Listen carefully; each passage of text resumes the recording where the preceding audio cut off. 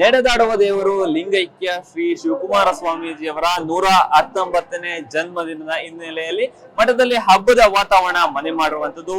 ಬಂದಂತಹ ಭಕ್ತರಿಗೆ ಈಗಾಗಲೇ ಊಟದ ವ್ಯವಸ್ಥೆಯನ್ನ ಮಠದ ವತಿಯಿಂದ ಮಾಡ್ತಾ ಇರುವಂತದ್ದು ದೃಶ್ಯ ಸಮೇತ ನೋಡ್ತಾ ಇರ್ಬೋದು. ಇಂದು ಬೆಳಗ್ಗೆಯಿಂದಲೇ ಮಠದಲ್ಲಿ ಹಬ್ಬದ ವಾತಾವರಣ ಮನೆ ಮಾಡಿರುವಂತದ್ದು. ಈಗಾಗಲೇ ಬಂದಂತಹ ಭಕ್ತರಿಗೆ ಸಂಪೂರ್ಣವಾಗಿ ತಿಂಡಿ, ಊಟ ಮತ್ತೆ ಸಂಜೆ ಊಟ ಮೂರನ್ನೂ ಕೂಡ ಈಗ ರೆಡಿ ಮಾಡ್ತಾ ಇರುವಂತದ್ದು. ತಿಂಡಿ ಹಾಗೂ ಊಟವನ್ನ ಸಂಪೂರ್ಣವಾಗಿ ರೆಡಿ ಮಾಡ್ತಾ ಇರುವಂತದ್ದು ನೋಡ್ತಾ ಇರಬಹುದು. ಬೆಳಗ್ಗೆ ತಿಂಡಿಗೆ ಉಪ್ಪಿಟ್ಟು ಮತ್ತೆ ಕೇಸರಿ ಬಾತ್, ಆದ್ರೆ ಮಧ್ಯಾಹ್ನ ಪಾಯಸ, ಬೂಂದಿ, ಚಿತ್ರಾನ್ನ, ಅನ್ನ ಸಾಂಬಾರ್.